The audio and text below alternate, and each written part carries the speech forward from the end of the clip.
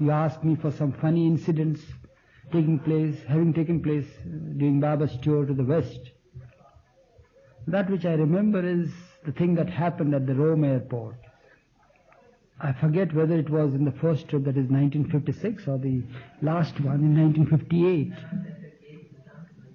So in 1956, Donkin was not there? Oh, I see.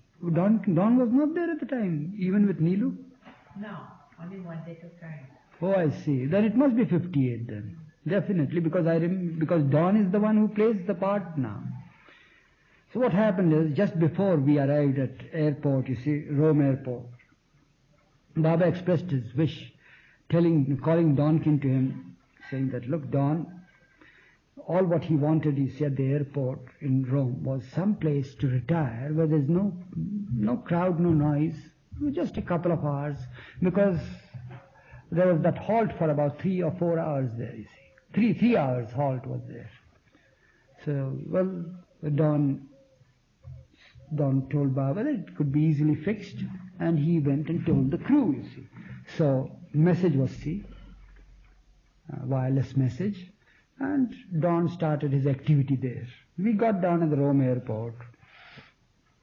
There was the wheelchair ready for Baba, and the person came who made Baba sit there in the wheelchair, and he just went away from us. I had to follow. I run behind Baba, you see. And he took us round, you see, here and there. It was impossible to get into the airport, so to say. It took us, I don't know which places, you see, that he took us. Such a long tour, you see, of the whole airport. And then eventually we came in contact with our people, you see, Don and Nariman, Adi. Was it Nariman or Merji at the time? Nariman. Don, Nariman and Adi. They were there, and we were there. Well, then somehow or other, you see, we were at a place where there was a restaurant, and Baba said that we should take either tea or coffee or have some sort of cold drinks. But while we were at the table, Baba said that he wanted to piddle. And I said, now, where would be the toilet rooms and all, and take Baba? Baba had just arrived, you see, after a long tour with all the shaking there, the painful hip joint and all that. I looked around, and there I saw 4 booths, you see, telephone booths at the place. So all of a sudden I got an idea, what harm is there if Baba's wheelchair is shoved in front of the booth, you see, just stands up and piddles there. And I always used to carry a glass for Baba, handy, something in which that he should piddle, you see. That's the usual thing we used to do on tours and all that. So Baba was taken there, you see, and Baba said, well, how will it be? A visit in order? I said, Baba, it's my responsibility. Nothing happens. And I stood there, you see, as if chatting, and Baba is trying to phone or something like that, and everything was in perfect order, nothing was wrong, you see.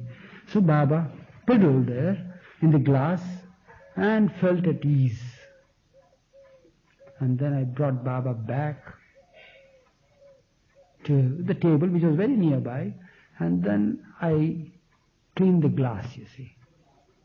I disposed of the urine and cleaned the glass, and then again joined the company. In the meantime, Donkin was busy trying to fix a retiring room, you see, for Baba. When he fixed the retiring room, he came to Baba and said everything was ready and we had to go down somewhere. So there was an escort he had brought. And so he led us down. We told him that we had the wheelchair. He said, never mind. So he guided us and we got down to a veranda-like place, you see, at the airport. And we waited there and waited. And Baba said, well, time is flying and there is no... Where is the retiring room? He says, Baba, I have made arrangements, but where is it? Where is the retiring room? Why are we brought to the veranda for the retiring room? It's not a retiring room was there, already there. The lounge is there, everything is there. I wanted a quiet place. And we are made to stand here. In the meantime, what we hear is bells, you see, from a fire engine or something coming, you see, rushing towards us. And we find, you see, we get the sight of the ambulance coming, you see. And Baba says, why all this? For us? Don does not himself know about these things. See what transpired. Don simply expressed his wish that a retiring room be arranged for Baba where there is not noise, because he is not feeling well, he is ill. So the doctors took him seriously and literally, you see. And they sent an ambulance, and two boys, you see, sturdy persons, Italians, come there, and they speak in Italian, and we say something. And before we could say something, you see, in our broken Italian or English or anything, Don knew Italian. And I said, "Sir, what are you doing? What are you doing?" And they just made Baba sit there on the stretcher. They took out the stretcher from the ambulance, made him sit there. And then just one person put his hand on his Baba's chest, and he was made to lie flat on this stretcher. And the two people, I said, "What are you doing?" He said, "See. All that we could hear, I could follow was see, and nisi, and something. I said, nisi, and they said, "No, see. And before I could do anything, you see, Baba was shoved inside the ambulance. You see, the stretcher was put in. I jumped inside, and they rang the bell, and they left. Had I not jumped inside, you see, Baba would have been taken all alone. Don didn't come with us. Nothing. I took the bold step to jump inside, you see. So then we were the Baba says, "What's all this? Time is flying. Where is the retiring room? Where have we come? Will we be able to go back in the plane?" He just signaled like that. "What is this? Is Don crazy or what?" So I said, "Baba, I have no idea, foggiest idea of where we are being taken and why all this to us. You just wanted some place in some room there. There are plenty of rooms there at the airport. Without even informing the authorities, we could have rested anywhere." We didn't know.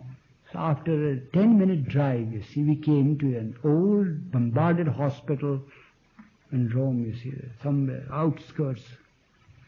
And no sooner the ambulance arrived there, everything was arranged for Baba. No doubt about it. Don had made clear arrangements, you see. But he did not know what arrangements were made. He had just given instructions to certain person who does make all these arrangements. But he was not told what arrangements were made. So what arrangement was made was a room in a ward was kept ready for Baba. Doctor was ready. Two nurses were kept ready, thinking that Baba was serious in health, you see, that he wanted some rest. Why? Because he was ill. So no sooner Baba was again put on the stretcher, he was taken inside and rolled onto the bed, you see. Baba could walk the distance, you see, but he was rolled from the stretcher onto the bed, and blanket was put over him and said, see. And everything, something like that, I don't know, they murmured there, and I stood there, and Baba looked at me, and I looked at Baba, and comes in the doctor, you see, and two nurses. And doctor comes and opens the thing. I said, "Doctor, there's nothing wrong. All what he wants is to be left alone." So see, doctor also said, "It's all right, he said. And then he examined his chest and pulse, and the nurses, you see, the sister took the blood pressure and all sorts of things, and open your mouth and your tongue, and the eyelids were examined and all that. Everything all right." I said, "Doctor, please tell all the sisters," he could understand a little English, "please tell them to leave the patient all alone. All what he wants is just complete rest, no disturbance." See. And then we were there.